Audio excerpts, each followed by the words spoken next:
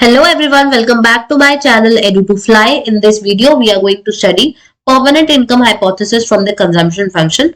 We have already studied the absolute income hypothesis, the relative income hypothesis. So absolute income hypothesis was given by Keynes and relative income hypothesis was given by Duesenberry.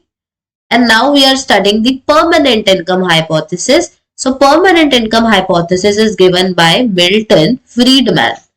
So according to Milton Friedman, उन्होंने income को दो parts में divide किया, that is YP and YT, permanent income and the transitory income. उन्होंने income को दो parts में divide किया, permanent income and transitory income. So देख लेते हैं ये होता क्या है permanent and transitory income. Permanent income may be regarded as the mean income or the average income we call so, determined by the expected or anticipated income to be received over a long period of time. जो हमें expected है कि हमें लंबे time तक ये income तो receive होगी। फॉर एग्जाम्पल एक A इंडिविजुअल है जिसकी जॉब है 15,000 पर मंथ की, तो उसे एक्सपेक्टेड है ना कि उसको बहुत लंबे टाइम तक 15,000 पर मंथ तो मिलेगा ही मिलेगा, उसकी जॉब है ये, उसको एक्सपेक्टेड है कि रिसीव होगी ये amount. On the other hand transitory income एक अनएक्सपेक्टेड या फिर अनएंटिसिपेटेड या विंडफॉल राइज या फॉल इन इनकम होती है।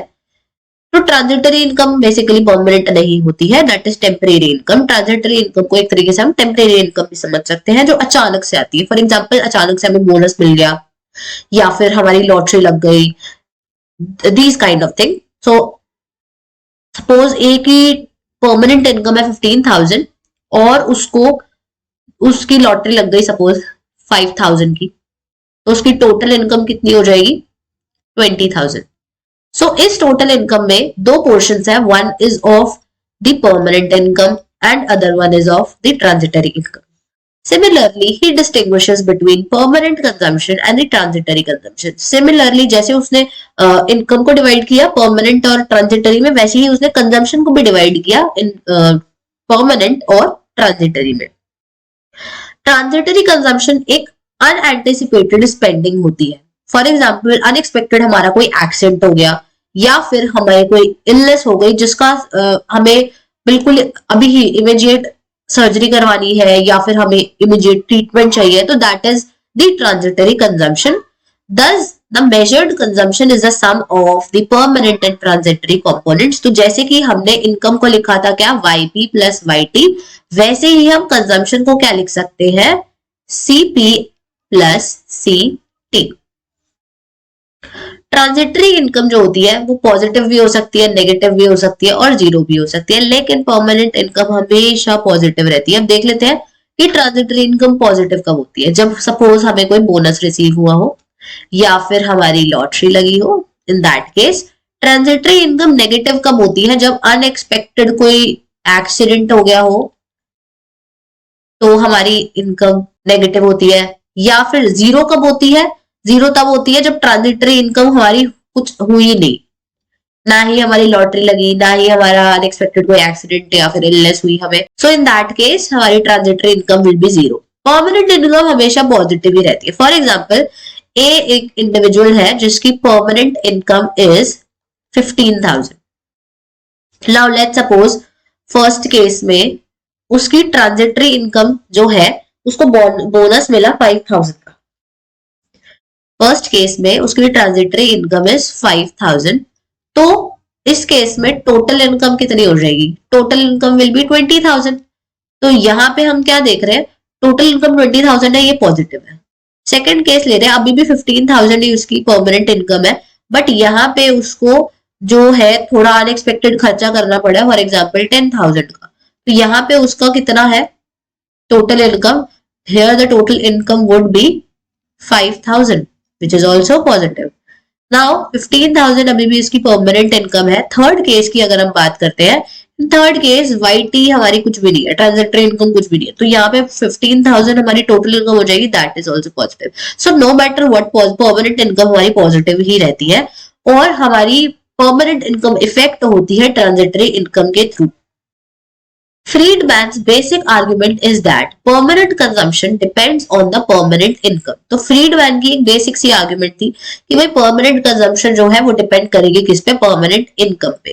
तो basic relationship of permanent income hypothesis, यहाँ पे PIHs permanent income hypothesis, is that permanent consumption is proportional to permanent income. Permanent consumption is proportional to permanent income that exhibits fairly constant APC. तो इन्होंने भी like Duesenberry, like Simon Kuznets, इन्होंने भी बोला था कि APC would be constant and long run consumption curve अगर हम निकालेंगे तो हमारा consumption curve is KYP. Here K is the proportion of income spent, C is the consumption function, YP is the permanent income. तो हमें क्या पता चलता है यहाँ से, consumption is function of permanent income. अब हम देख लेते हैं APC क्या होता है हमारा, कंजम्पशन अपॉन में इनकम। APC हमारा क्या है, कंजम्पशन अपॉन में इनकम। कंजम्पशन को हम क्या लिख सकते हैं, अभी हमने देखा, कंजम्पशन को हम क्या लिख सकते हैं, KYP अपॉन में इनकम को हम क्या लिख सकते हैं, YP plus YT। According to this, तो यहाँ पे हम क्या देख रहे हैं कि अगर हमारी ट्रांजिटरी इनकम इंक्रीज होती है, अगर हमारी ट्रांजिटरी इनकम इंक्रीज होती है, जो कि हमारी सिर्फ शॉर्ट रन में ही हो सकती है, शॉर्ट रन में ही हमारी ट्रांजिटरी इनकम इंक्रीज हो सकती है। लॉन्ग रन में अगर ट्रांजिटरी इनकम इंक्रीज हो रही है तो वो अल्टीमेटली हमारी परमानेंट इनकम हो जाएगी, चाहे वो हम गैम्बलिंग से कर रहे हैं, चाहे वो हम कैसे भी कर रहे हैं, क्योंकि अगर वो हमें लॉन्ग रन में मिल रही है, इसका मतलब हमें रेगुलर मिल रही है, तो दैट मीन्स वो परमानेंट इनकम ही हो जाएगी हमारी। तो यहाँ पे हम देख रहे हैं, अगर हमारी शॉर्ट रन में ट्रांजिटरी इनकम इंक्रीज होती है तो हमारा यहाँ पे क्या होगा, यहाँ पे डिनोमिनेटर इंक्रीज हो जाएगा। तो अगर डिनोमिनेटर इंक्रीज होता है तो APC जो है वो फॉल करेगा। डिनोमिनेटर अगर इंक्रीज होता है तो यहाँ पे जो टोटल फंक्शन होता है वो डिक्रीज हो जाता है। फॉर एग्जाम्पल हमारा न्यूमरेटर है ये और डिनोमिनेटर है ये, तो ये आ रहा है 1, लेकिन अगर हम डिनोमिनेटर को इंक्रीज कर देते सपोज 1 200 से, तो हमारा यहाँ पे कितना आ जाएगा, 1/2 दैट इज 0.5। तो हमने यहाँ पे क्या देखा, जैसे ही डिनोमिनेटर इंक्रीज हुआ हमारा जो वैल्यू है वो कम हो गई, हमारी टोटल जो फंक्शन की वैल्यू थी वो डिक्रीज हो गई। तो यहाँ पे भी सेम चीज है, जैसे ही ट्रांजिटरी इनकम इंक्रीज हुई APC क्या हो जाएगा, फॉल कर जाएगा। और ये कहाँ हो सकता है, ओनली इन शॉर्ट रन में ही हो सकता है। लेकिन अगर हम लॉन्ग रन की बात करते हैं तो APC is C/Y, KYP upon में लॉन्ग रन में हमारी कोई ट्रांजिटरी इनकम नहीं होती, तो लॉन्ग रन में हमारी इनकम परमानेंट ही होती है। ये हमारा कैंसिल आउट हो जाएगा, तो K आ जाएगा APC। APC किसके इक्वल आ जाएगा, K के इक्वल। दैट मीन्स जो लॉन्ग रन में हम APC की अगर बात करते हैं तो लॉन्ग रन में APC हमारी कांस्टेंट रहती है। नेक्स्ट, वैल्यू ऑफ K किस पे डिपेंड करेगी, K क्या होता है, K होता है proportion of income spent, proportion of income spent। या फिर अभी हमने देखा था K किसके इक्वल था, APC के। तो APC एक तरीके से किस पे डिपेंड करता है, सबसे पहला रेट ऑफ इंटरेस्ट पे।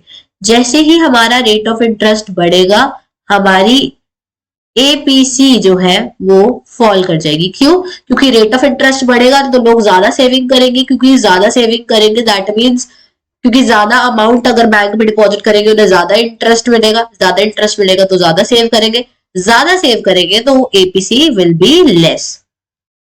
Second, proportion of non human wealth to the human wealth. तो इसके अकॉर्डिंग बताना क्या चाहते हैं कि अगर हम देखते हैं नॉन ह्यूमन वेल्थ अपनी और उसका प्रपोर्शन देखते हैं ह्यूमन वेल्थ से। अब ये ह्यूमन वेल्थ और नॉन ह्यूमन वेल्थ है क्या, ह्यूमन वेल्थ फॉर एग्जांपल हमें कोई वेजेस और सैलरी मिल रही है, that is human health. Non human health मतलब जो हमने एफर्ट लगा के नहीं अर्न किया हो, फॉर एग्जांपल रेंट। तो अगर हम इसका प्रपोर्शन देखते हैं तो अगर ये प्रपोर्शन हमारा कम है, अगर इसको सॉल्व करके हमारी कम वैल्यू आती है तो हमारी APC भी फॉल करती है। Next is desire to add to one wealth. अगर हम देखते हैं कि एक इंसान अपनी वेल्थ को ज्यादा बढ़ा रहा है, उसकी डिजायर है कि मुझे अपनी वेल्थ इंक्रीज करनी है, दैट मीन्स वो सेविंग ज्यादा कर रहा होगा। और अगर वो सेविंग ज्यादा कर रहा है दैट मीन्स वो जो अपनी कंजम्पशन है कम कर रहा होगा। और अगर कंजम्पशन कम है तो APC भी कम होती है। तो हम यहां से देख सकते हैं जो k है is a function of i, w and u। k किसका फंक्शन है? i, w, u का। c किसका फंक्शन होता है? k, y, p। तो हम यहाँ पे k की वैल्यू रिप्लेस कर सकते हैं, तो यहाँ पे हमारा क्या बन जाएगा? Function of i, w, u and y, p। सो इस चीज को हम एक ग्राफ के थ्रू पढ़ते हैं। हमने एक्स एक्सिस पे प्लॉट किया है income, disposable income, and Y axis पे we have plotted consumption and saving. यहाँ पे हम ले लेते हैं ये लॉन्ग रन कंजम्पशन फंक्शन है, ये शॉर्ट रन कंजम्पशन फंक्शन है। अब आप देख सकते हैं लॉन्ग रन कंजम्पशन का ओरिजिन से स्टार्ट हो रहा है। ओरिजिन से इसलिए स्टार्ट हो रहा है क्योंकि लॉन्ग रन में ऑटोनॉमस कंजम्पशन नहीं होती है। This part shows autonomous consumption, जो हम प्रीवियसली डिस्कस कर चुके हैं। तो अब हम यहाँ पे अगर देखें, ये हमारी तीन इनकम है। Suppose this is y1, this is y2 and this is y3। हमारी जहां पे long run and short run consumption function equal है, जहां पे long run and short run consumption function equal है, वहां पे ट्रांजिटरी इनकम है 0।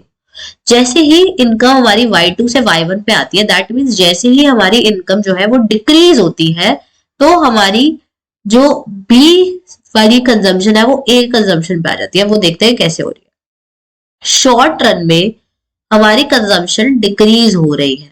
हमारी इनकम अगर डिक्रीज हो रही है तो हमारी कंजम्पशन डिक्रीज हो रही है। अब हमने क्या पढ़ा था? शॉर्ट रन में अगर हमारी इनकम डिक्रीज हो रही है तो दैट मीन्स वो कौन सी होगी? Transitory income. ट्रांजिटरी इनकम जो है वो डिक्रीज हो रही है, that means transitory income will be negative. Short run में हमारी ट्रांजिटरी इनकम डिक्रीज हो रही है, और हमने एपीसी का फंक्शन पढ़ा था KYP अपॉन में YP प्लस YT। हमने यहाँ पे क्या देखा था कि डिनोमिनेटर की वैल्यू अगर इंक्रीज होती है तो टोटल फंक्शन हमारा क्या होता है? फॉल हो जाता है। अब यहाँ पे डिनोमिनेटर की वैल्यू जो है वो डिक्रीज हो रही है, तो हमारा ओवरऑल फंक्शन क्या होना चाहिए? इंक्रीज होना चाहिए। तो हम चेक करते हैं यहाँ पे एपीसी क्या होता है? ओरिजिन से कंजम्पशन के पॉइंट तक की लाइन का स्लोप होता है एपीसी। हम यहाँ पे देखते हैं एपीसी इतनी है, इस पॉइंट पे एपीसी हमारी इतनी है। तो एपीसी अगर स्टीप लाइन है, अगर थोड़ी स्टीप लाइन होती है तो एपीसी दैट इज ज्यादा होती है। अगर हमारी थोड़ी लाइन फ्लैटर है तो एपीसी लेस होती है। तो हम यहाँ पे इस पॉइंट पे देख सकते हैं, ये पॉइंट से ये पॉइंट तक ये थोड़ी स्टीप है और ये फ्लैट है। दैट मीन्स स्टीप है, एपीसी ज्यादा है, तो बिल्कुल करेक्ट है। अब अगर इनकम हमारी y2 से y3 पे जाती है, y2 से y3 पे जाती है, तो यहाँ पे एपीसी और फ्लैटर है, b के कंपैरिजन में फ्लैटर है, तो दैट मीन्स एपीसी यहाँ पे डिक्रीज हो रही है। और एपीसी डिक्रीज होगी ऑब्वियसली, क्योंकि हमारी शॉर्ट रन में अगर इनकम इंक्रीज हो रही है तो दैट मीन्स वो ट्रांजिटरी इनकम है। और अगर ट्रांजिटरी इनकम हमारी इंक्रीज होती है तो हमारी एपीसी जो ओवरऑल फंक्शन होता है वो फॉल करता है। बिल्कुल ठीक है। तो आई होप आपको ये सब समझ आया हो। Thanks for watching the video.